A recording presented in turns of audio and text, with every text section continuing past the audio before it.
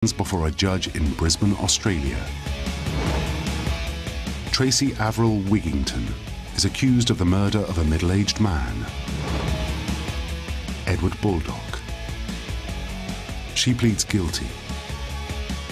It looks like an open and shut case, and the event almost passes under the media radar. That is until the trial of Wigington's alleged 3 accomplices in the murder, which takes place amidst sensational allegations. She said, "This is the night. This is what we're going to do. I need the blood. I need it. I'm a vampire." The women claim that they are not responsible for their part in Edward Baldock's death. They have fallen under the spell of a lesbian vampire. Could they possibly be telling the truth? Or are they all equally guilty? It would be for an Australian court to decipher the truth behind the extraordinary case of the lesbian vampire killers.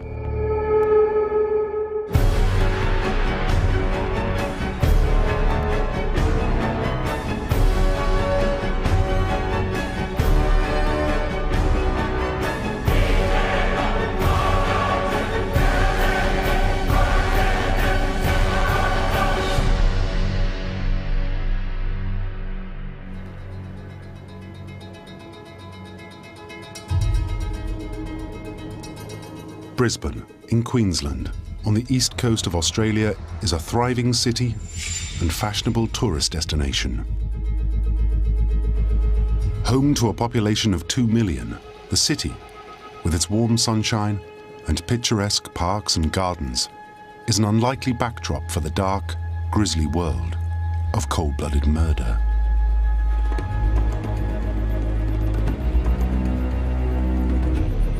But in 1989, Brisbane's affluent West End becomes the scene of one of the most chilling and unusual crimes ever committed.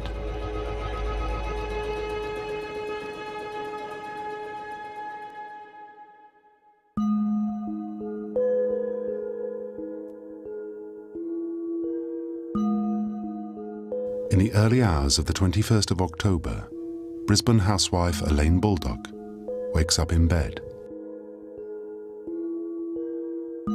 She reaches out for her husband, but there is no sign of him. 47-year-old Edward Baldock works as a road paver for the local authority. The couple have recently celebrated their 25th wedding anniversary.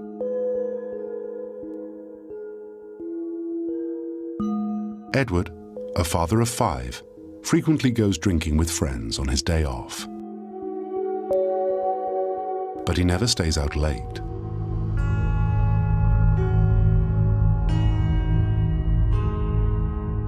So at 5 a.m, Elaine Baldock calls the Brisbane police to report him missing.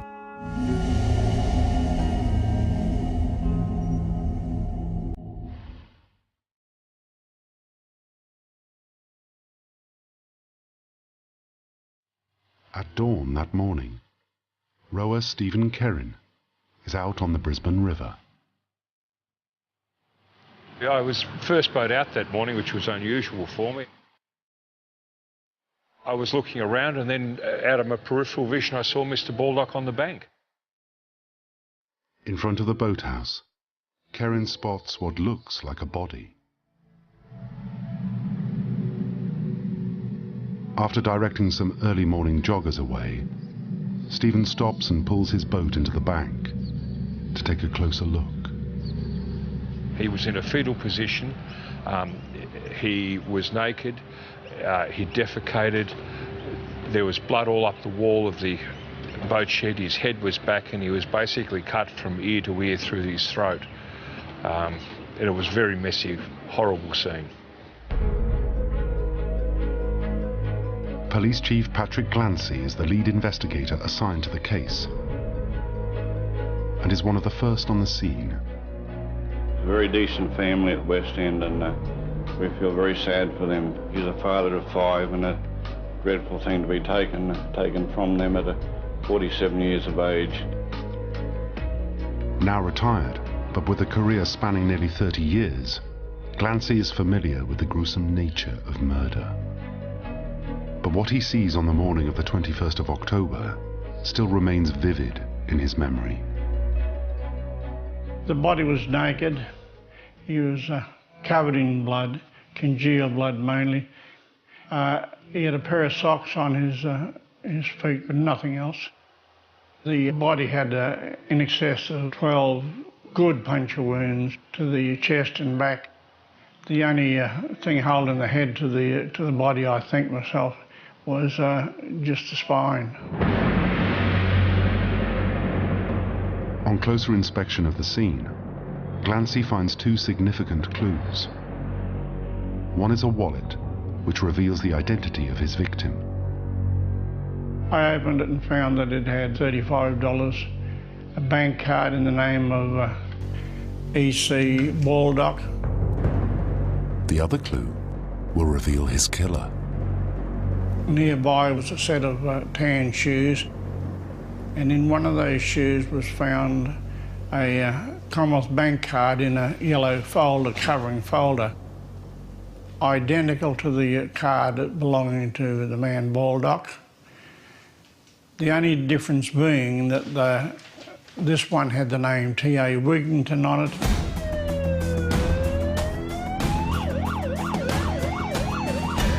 Within hours, the police arrest 24-year-old Tracy Wigington and bring her in for questioning. In Tracy's interview with police, 3 accomplices are implicated. And within 24 hours of the murder, all 4 women are charged with the crime.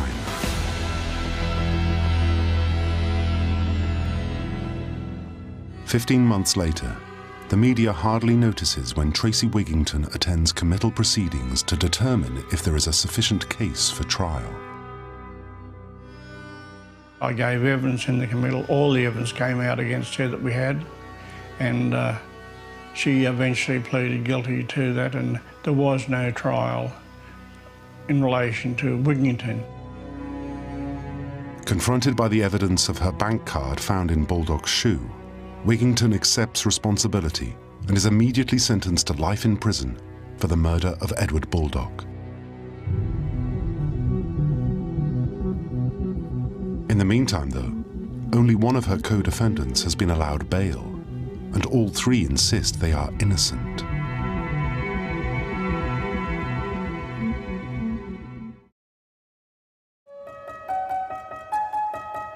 On the 31st of January 1991, the trial of the other 3 women begins, and the story takes a sensational twist. The tale of the lesbian vampire killers now captivates Australia. Like Tracy Wigington, Lisa Paczynski, Kim Jarvis, and Tracy Waugh all stand accused of the murder of Edward Baldock. Their defense? At the time of the slaying, they were under the evil spell of Tracy the vampire. The court has been told that Tracy Wigington believed she was a vampire. She was involved in satanic worship, witchcraft and blood drinking. Her co-accused, Lisa Paczynski, said she could not eat solid food. She had to feed on blood. The trial's outcome hangs on whether they were bewitched by a lesbian vampire killer or just cold-blooded murderers like Wigington. To prove the women's guilt, prosecutor Adrian Gunderlach must show that the decision to kill Edward Baldock was a calculated and collaborative one.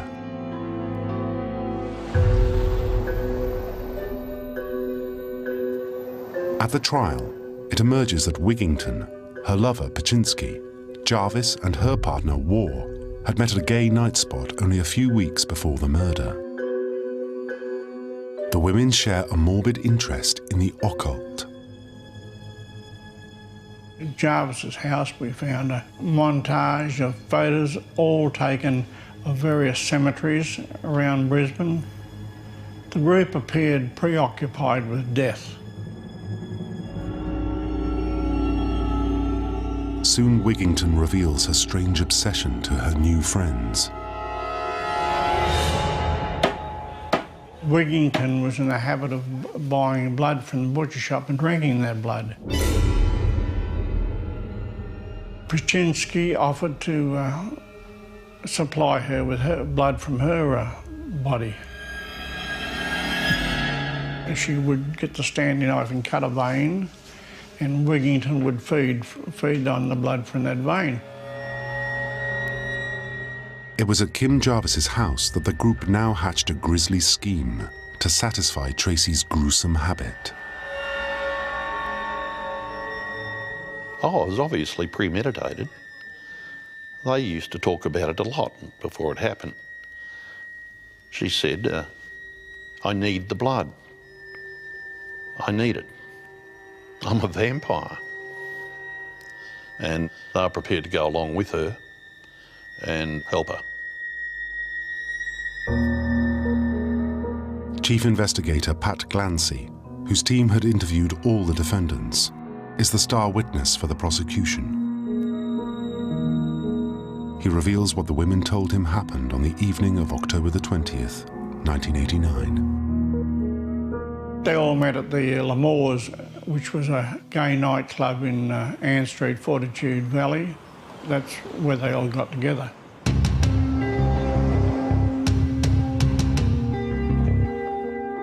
In what the prosecution claims is a clear sign of premeditation, the group go to the nightclub armed with knives. A witness claims they were in celebratory mood, drinking champagne, a change from their normal beverage of choice. At 11:30 p.m, the women leave the club together. The four girls climb into Tracy's car and begin cruising the city. They take the Story Bridge over the Brisbane River and follow River Terrace towards the suburb Kangaroo Point.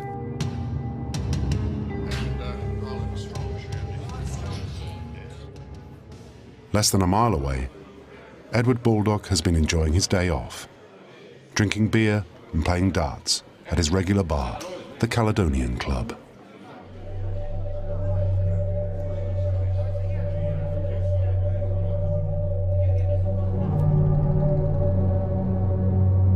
Just after midnight, a drunken Baldock staggers onto the street.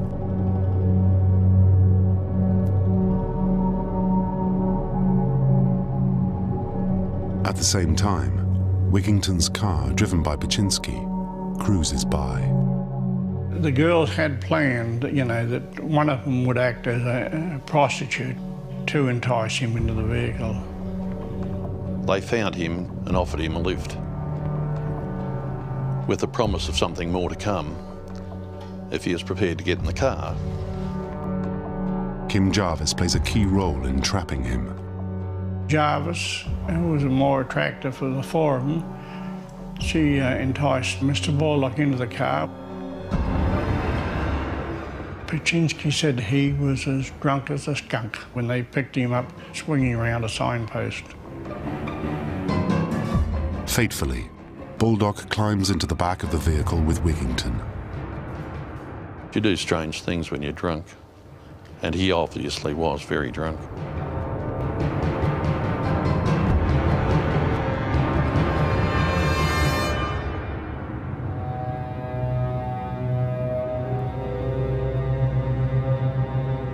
Glancy tells the court that Edward Baldock is now driven the short distance to the banks of the Brisbane River in the fashionable Orley Park area of Brisbane's West End. They parked the vehicle in front of the club, the sailing club. Three females waited there while Wigington took the victim round to the rear of the boat shed.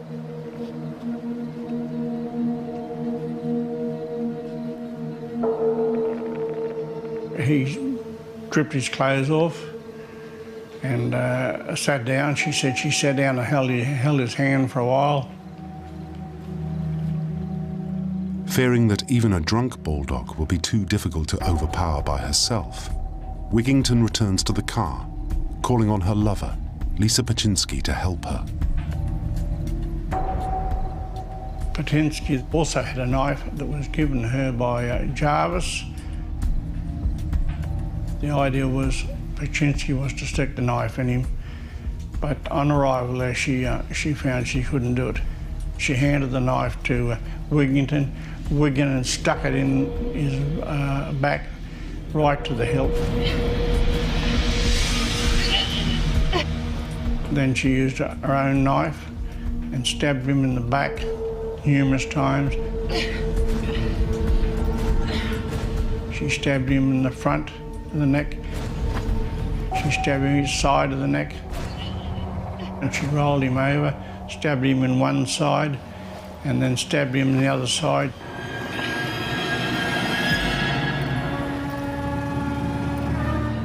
Wigington leans up against the sailing club entrance and watches Baldock draw his last breath. Then, in shocking testimony from the girls, they allege that Wigington does something extraordinary. She stabbed him so many times she'd created a cavity, a hole in his back, about the size of a bread and butter plate. And she told the girls she was going to drink blood, and she actually was seen to put a face into the aperture she'd created in his back.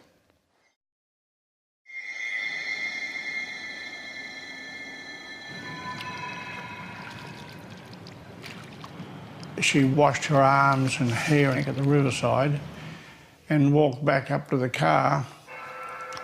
And Paczynski said, "Well, have you fed?" And she said, "Yes." Kim Jarvis said to her, "You look like you've had a 3-course meal."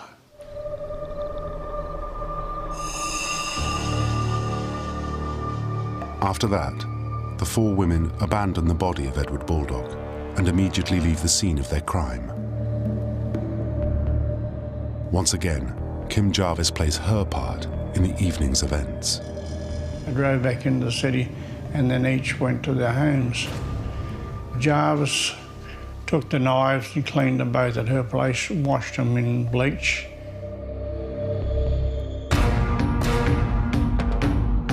The facts, the prosecution argues, show that all 3 girls were complicit in the savage murder of an innocent man. Paczynski is accused of supplying a murder weapon. Jarvis of luring Baldock into a trap and of covering up the evidence of his murder. And Tracy Waugh of sitting in the vehicle and doing nothing to intervene.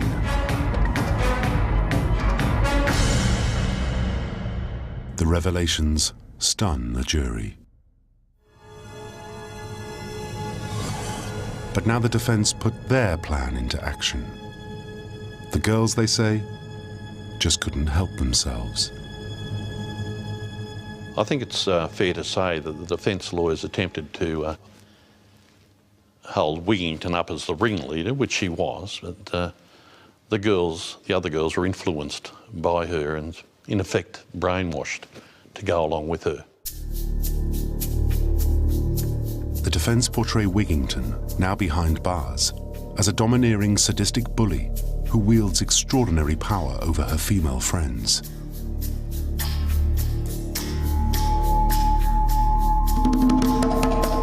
They paint a picture of a woman abandoned by her parents and sent to live at the deceptively respectable-looking home of her violent grandmother and a grandfather, alleged to have sexually abused her.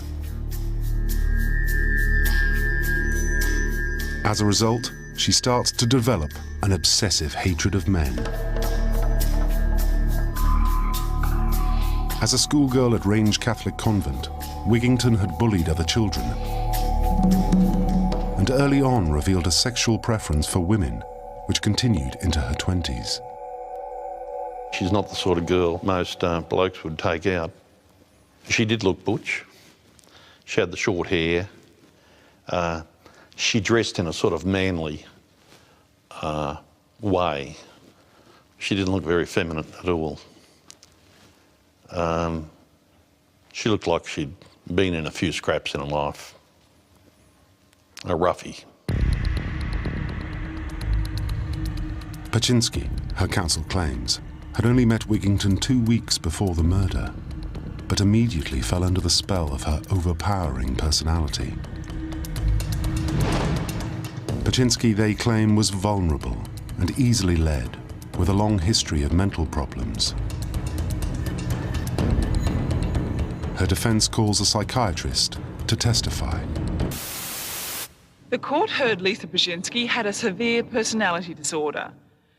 She was thoroughly infatuated and probably dominated by Tracy Wigington.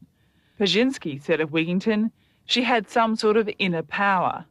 She can do strange things. She can make people disappear, except their eyes. She can read my mind. The court was told Paczynski had been admitted to hospital 82 times in the last 5 years. She'd overdosed on drugs or had tried to commit suicide. Far from being a killer, Paczynski's defense make her out to be a victim. They say Paczynski believed that the plan to kill someone was a big joke. As evidence, they point out that she froze when faced with the order from Wigington to stab Baldock. This defense, that the girls never really believed Wigington intended to kill anyone, is repeated by the counsel for both Kim Jarvis and Tracy Waugh.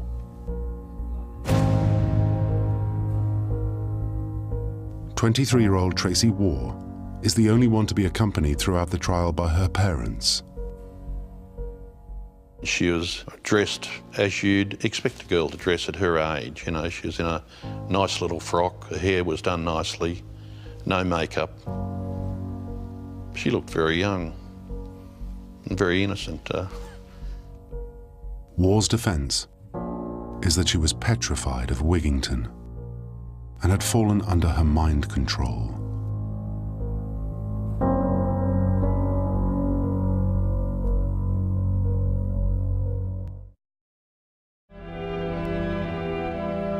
The defense concludes that yes, all 3 girls had shared Wigington's morbid interest in the occult, which is why they had become friends.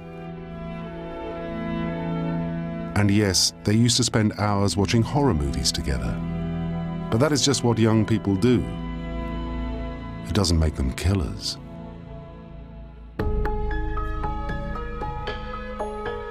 On the 13th of February 1991, following a 14-day trial, the jury retired to consider the case of the alleged lesbian vampire killers. Were they cold and heartless accomplices to murder? Or just weak young girls in thrall to an evil person who preys on their vulnerability? Finally, a verdict is reached.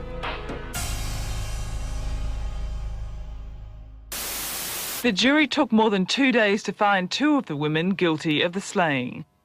Today they found Lisa Paczynski guilty of murder and Kim Jarvis guilty of manslaughter. Lisa Paczynski receives a life sentence. Kim Jarvis is found guilty of manslaughter and sentenced to 18 years. But 23-year-old Tracy Waugh walks free. There was not a lot of evidence against her. She got in on the plan, to do all this, but then she sat in the car, she didn't go down to the actual murder scene. There's no evidence of her touching the knives, or cleaning the clothes, or doing anything like that to assist. This was why she was acquitted.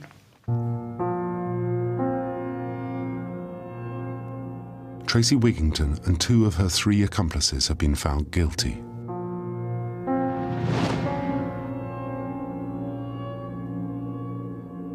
For the family of Edward Baldock, justice appears to have been served, but the revelations have been deeply distressing. Mrs. Baldock, she attended court, quite regularly.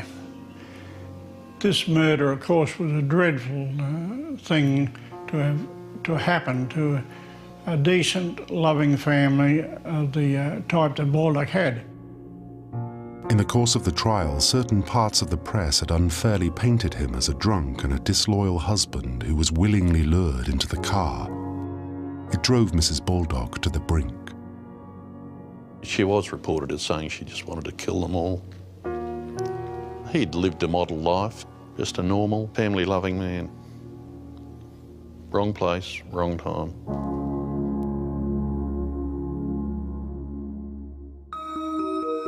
But in an extraordinary twist of fate, it seems that in the moments before his murder, Mr. Baldock may have inadvertently played a vital role in catching his killers.